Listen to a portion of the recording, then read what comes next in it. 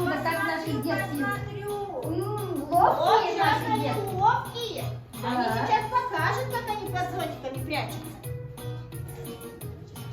Девочки, Айша. Айша, смотри. Айша, возьми стул.